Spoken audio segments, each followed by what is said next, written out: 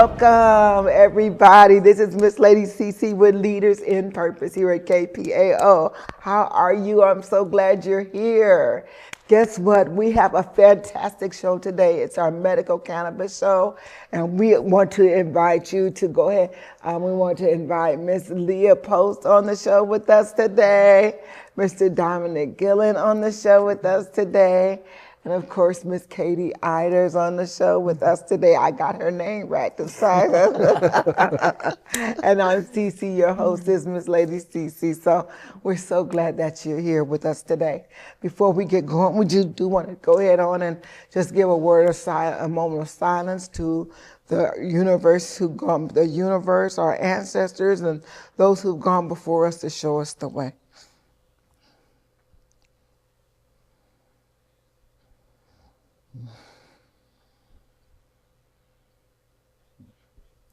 And then just a quick moment, a quick honor to ourselves. I call it check ourselves before we wreck ourselves. I want you to get out your favorite moral book of guidelines, of rules and regulations. And as you read it, thou shalt not lie, thou shalt not kill, thou shalt not steal.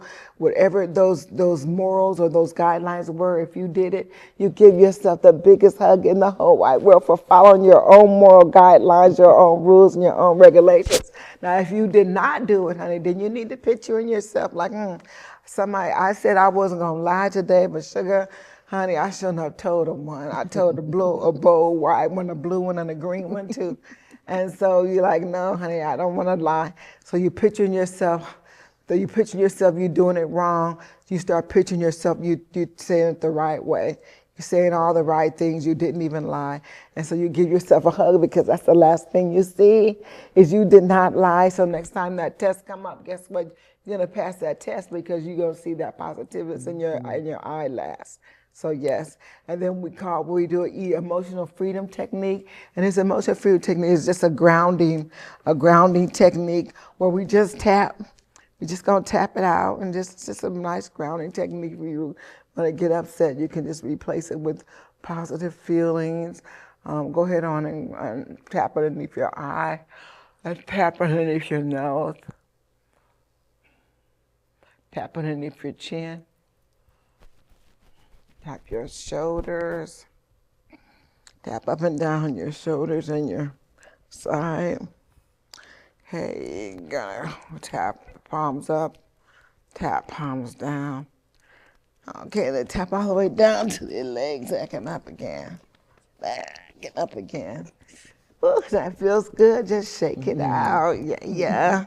That feels so good. It's just a grounding technique. So welcome. We have some important issues that we're going to be dealing with today, and that's the medical cannabis legalized now. Now we've got some of the experts here in the room that deals with medical cannabis. The bill that they're working on right now is what for medical cannabis?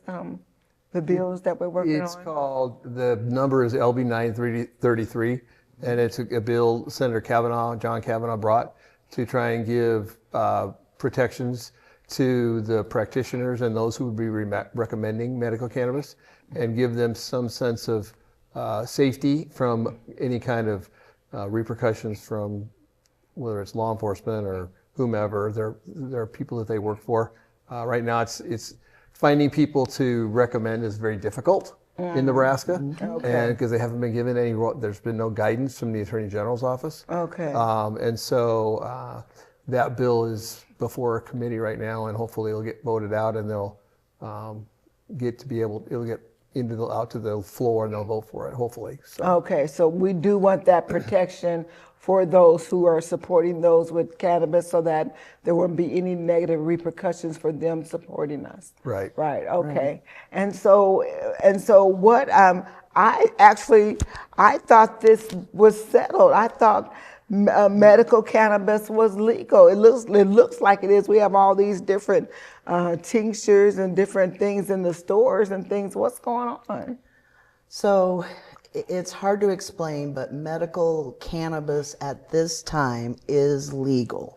And it's legal because of the petitioning that we did, and that was it 437? Went into law on, was signed by the governor on 12/12 of 24. Okay. And it basically says if you are a patient with a written recommendation from a doctor or a nurse practitioner, you know, there's guidelines, then you can possess up to 5 ounces of cannabis in any form. So what I have done personally as a patient is I have gotten a medical cannabis license from both the state of South Dakota and the state of Missouri. So at this point, I am a legal carrier of medical cannabis. And, you know, this is what it looks like. It comes in many forms. I'll let you look, and if you want to show people. So this is actual flower, and I smoke that. See if you... Do you mind sharing what conditions of yours? Oh yeah, absolutely. So I'm disabled with a rare illness called complex regional pain syndrome. And so I've had that since 2015. I started advocating a year after that and met wonderful people like Dominic. So yeah, that's the flower. And then this is an edible, and it is actually, each one of those gummies, I believe is, I want to say 100 milligrams. So you can buy up to 1,000 milligrams at once in the state of Missouri. And what I do is I cut each one of those into 10 pieces because I'm cheap. You know, and then you can just microdose with smaller amounts. And it certainly isn't the bitter pill that Jim Pillen wants us all to swallow. Okay. So this is medicine, not recreational, but if you buy it in Missouri, you can buy the exact same thing as recreational. Okay. So they have two different kinds of dispensaries. They have recreational dispensaries and they have medical dispensaries. So not in Missouri. Oh, not in Missouri. Missouri, this if I could buy this either recreationally or medically. Okay. The only thing different with medical is I get to buy more. But do they still have the 2 different types of dispensaries? Because a lot of states. Colorado does, I know for sure, but Missouri does not. Okay. And I honestly, I've never used my South Dakota card. I've never been up to South Dakota as a patient to buy my cannabis, even though I could, just because I really haven't had the time to get up there. And Missouri's only an hour away. I mean. So the rationale, I guess, is that you could go to Missouri if you have a medical card from Nebraska, and it wouldn't matter where you purchase it, but you're purchasing it for yourself for medicinal reasons. So then you would be able to come back with it. So, but there are states where they have separate dispensaries, whether it be just for medical or whether it be for recreational. So, and you would have to have a card to be able to get into a medical dispensary at some of them at some point. So, for us, we have a card for Will, for my son Will, and we haven't used it as of yet, but we have it. And we have a caregiver card as well, because Will is nonverbal. He's 23 and nonverbal, so he can't make those decisions and determinations by himself, or for himself. So we do that for him. But so we have the ability to be able to go to Missouri as well, and we plan to do that at some point. So. Okay. I don't know if I missed it. You said there's a difference between you go to a medical dispensary and you go to a recreational dispensary. Can you repeat that again? Well, some states they're separate. Okay. So if you have a medical card for a state, and you said Colorado is like that, such as Colorado. Colorado is like that. You would only, if you wanted to, if you were there for medical purposes, you'd have to go to a medical dispensary, and then the other dispensaries are just recreational. So apparently, I mean, I've not honestly been there myself. I know he doesn't. Leah knows more. She's more of an expert. Yeah, so it just depends on the state, you know. I would assume here they would have them in the same building, but who knows? I mean, you can't trust Nebraska politics to do anything, right? Well, especially by patients. And Nebraska would only be medicinal. Oh yeah, it would only be anyway. Yeah. I mean, at this point, So any dispensary I believe there are 12. When the program gets up and running the way it's supposed to, there's supposed to be 12 dispensaries across the state, one in each judicial district. There are 12 judicial districts in Nebraska. So, but Think that of gets, that, how this, that's going to what I'm be. curious this about- gets you to the side of the regulation part where all the arguments is going on with the Yes. commission. So there's two different things Right. we're talking about. Patient protections on one side, which is completely legal, which allows Lia to go do what she's doing. And then there's the regulation side, which is the commission that is trying to put into place rules that actually take away from the patient protections part, which they don't have jurisdiction to do, and yet they're doing it, and yet they're trying to do it anyway. So that'll probably end up in court at some point too. Yeah. I guess I'm so sorry, I just have to rant here for a moment. What grosses me out is that doctors prescribing medication that helps a patient's quality of life have to have protections. I know how hard it is to access the necessary medications, and I'm intimately familiar with all the issues that go along with those necessary medications, especially being a younger person. They're like, oh, you couldn't possibly have these. I'm missing 3 organs. So there's things that go along with that. But just the fact that Pellin, Ricketts, all of the people that say bad things about medical cannabis or cannabis of any flavor, they just frustrate me, because I'm like, why is it better to have all of these side effects than to have something from a plant that, by the way, has been on the market, approved by the FDA in a synthetic capacity for years? And what about my car? I can't take out of Omaha, so how am I supposed to get access to medications I need? Because that's the difference between me being able to go sledding with my son, because I can walk there, and me laying on the couch in pain all day. So I really would love Jim Pellin to tell me why he thinks that they need to regulate us having to lay on the couch all day instead of be productive members of society. Well, I hold a sign up when I go to the Capitol that says, no, Jim Pillin wants me dead. So, second verse, same as the first. And these are the medications that Katy was referring to. This is synthetic THC, which is approved by the FDA. And oh, I've seen it. Yeah, so that is in pill form. The oil is a sesame oil, because I have food sensitivity to it, so I can't take it. So this is Syndrose, and carrier is alcohol, and I'm 9 years sober. So, I prefer to use the plant, and I definitely have a doctor that supports me, but not to the point where the doctor wants to break the law. Because as Dominic said, when the laws change, it generally comes down from the Attorney General to the Department of Health and Human Services, and then they communicate it with all providers. And when you have the Attorney General's office and the Department of Health and Human Services working against medical cannabis, patients are going to be lucky to survive this. And that's the truth. It's an uphill battle, because you feel like you're fighting. You're just fighting government, and this should be, bottom line, it's not a political issue. It's a healthcare issue. If you look at it at its core, that's what it is. And you see, use an example with my son, and what you were talking about, Katy. Will has been approved. He's been on 11 different, over his lifetime, 11 different seizure medications that are black box medications, which means, and that doesn't count a lot of others that he's been on, but he's been on 11 black box ones, which carry a specific warning from the FDA that it could cause death. When he was still a child, he was prescribed epileptic medicines that were only approved for adults.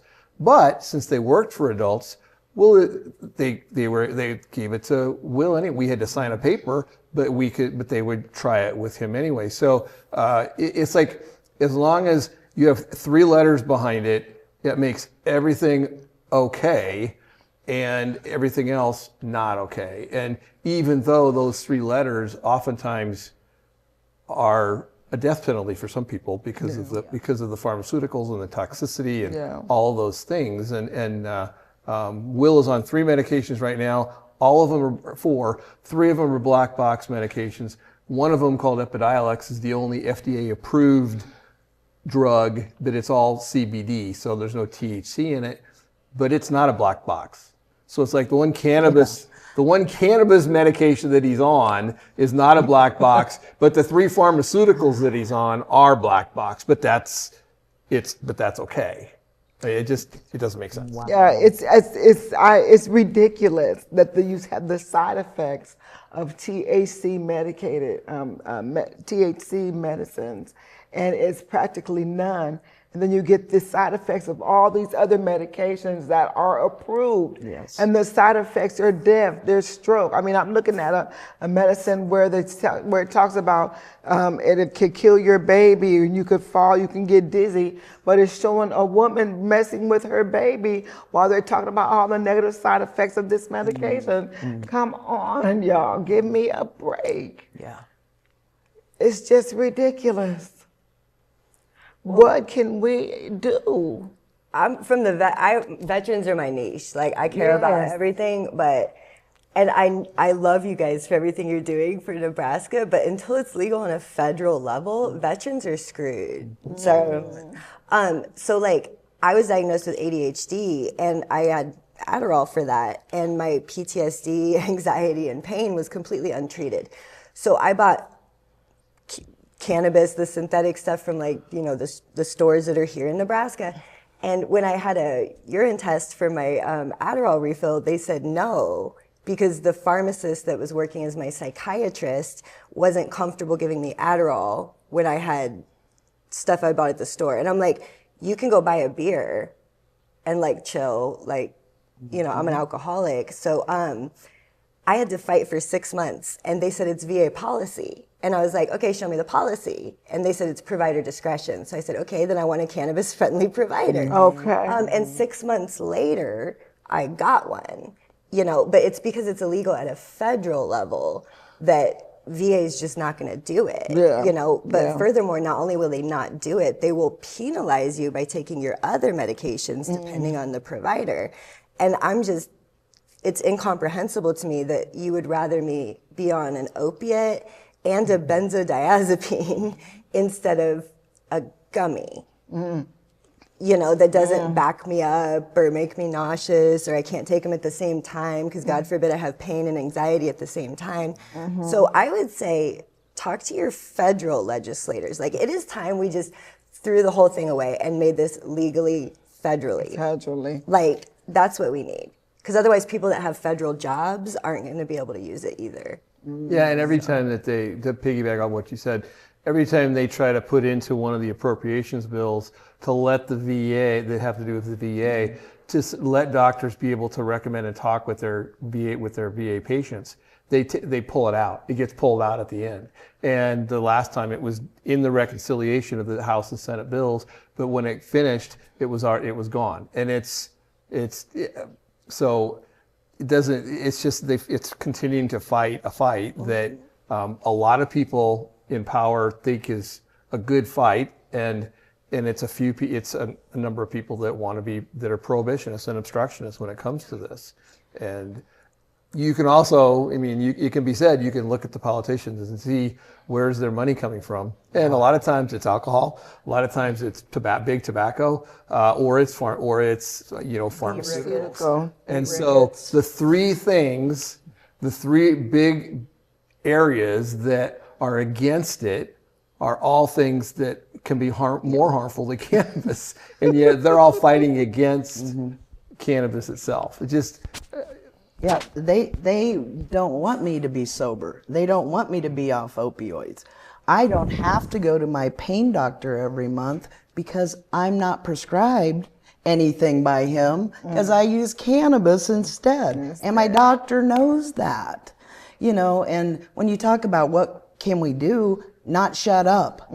Loud, louder. I mean, 71% of the population voted for this, and it's being ignored. Again and again. I mean, is that democracy? Come on. Yes. Like, call your senators, call them all, write them, show up, bring a sign and stand. That's what I do. I don't even speak some days. Some days I just cry, you know, because it's a lot. But, you know, Will can't do it. His son can't do it. Yeah. Colton, my friend, you know, son that has seizure, all of them. I mean, it just physically makes me sick to think people in power want those children to suffer. To suffer. Sorry, this is Cece's show, but just in case, can y'all two look at the camera and tell people exactly where to go to find out information about when to be at these things? Yeah.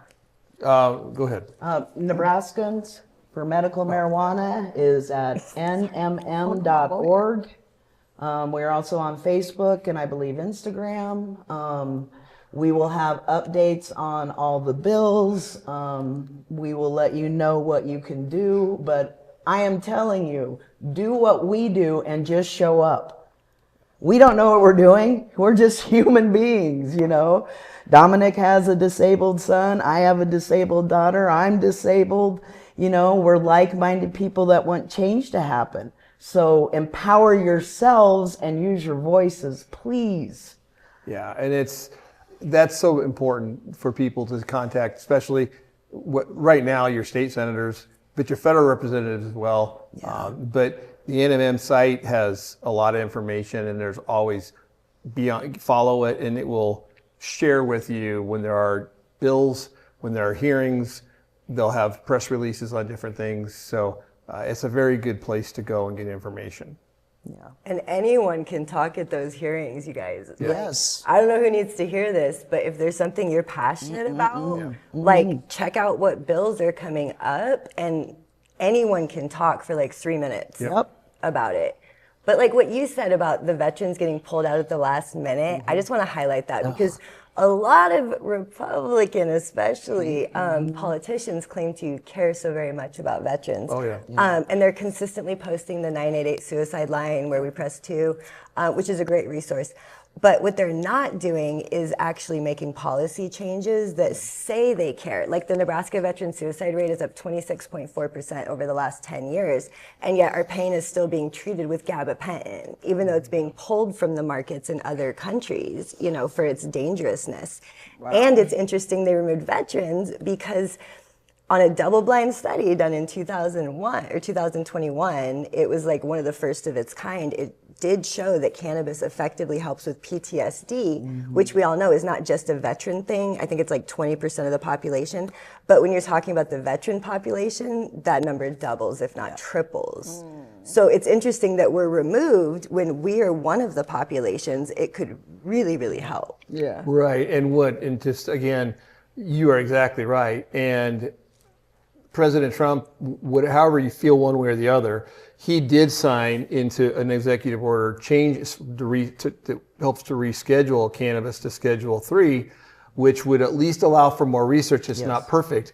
But my real point is, if you look at the picture of him during the signing, of all the experts standing behind him saying that cannabis is medicine, including the Secretary of the VA, Mr. Collins, including the President of the American Legion, including Health and Dr. Oz, you know, Mr. Kennedy, who are, I understand, I get it, but it's like, but those are people who are powerful people who are saying this, and then yet, in Nebraska particularly, you look at Senator Ricketts, everything about Trump, President Trump is great. Governor Pillen, everything about President Trump is great. You know, all the legislators who are veterans, everything about President Trump is great. But if you look, they are silent on the rescheduling issue when it comes to President Trump. It was the they day have not before they were said saying a that. word. They won't back him. President Pillen, Governor Pillen likes to post every single thing he can, ingratiating himself with President Trump, but he has not said one word about the rescheduling. He won't even answer the question. Just coward. And so Senator Ricketts has actively worked against the banking laws that have to do with cannabis. He's actively worked against the rescheduling. So that's Stop patient protection. Stop patient protections, right? Only state ever in the history of this happening? Well, Nebraska. The lovely quote that everybody is always familiar with, marijuana is going to kill your kids, right? My wife and myself and my son were standing 15 feet away from him in the rotunda when he made that statement. He had met us before. He knew we were standing there, and he made that statement anyway. And it was interesting because there were a lot of media there. Some of the media actually looked over at us just to kind of see what our reaction was to the statement. And it's ludicrous. I mean, some of the things that come out of their mouths just make absolutely no sense. But because they're a politician, they must be telling us the truth, right? So it's like, That was the day I got put on the watch list up there. I'm pretty sure. I would like to see everyone that has a story about how medical marijuana impacted their life in a positive way, like would do a video and like hashtag it with what your hashtag is, you know. I think that would be great because a lot of people work, have kids, can't go to Lincoln. yes. Absolutely. But I think that would be a great way to We help. put out videos, we put out pictures, all those things. And the biggest bugaboo is they want to take medical and immediately they change it to recreational. They cannot separate the two. And they won't. Even when you tell them, you'd have to have a totally different bill if somebody's going to do, if you wanted to do recreational. Their fear is that doctors are just going to give, prescriptions to everybody. And it's like, it's just trust the doctor-patient relationship. Yeah, exactly. Well, and 30 seconds. NMM is nonprofit. We ain't getting paid. I mean, like, I've never made a dime off of this. So, All right. Well, this is our medical cannabis show. We want you to go ahead on and sit with us. We're going to have another show. We want to thank you so much for being here. This is Miss Lady CC with Leaders in Purpose at KPAO and legalize medical cannabis now.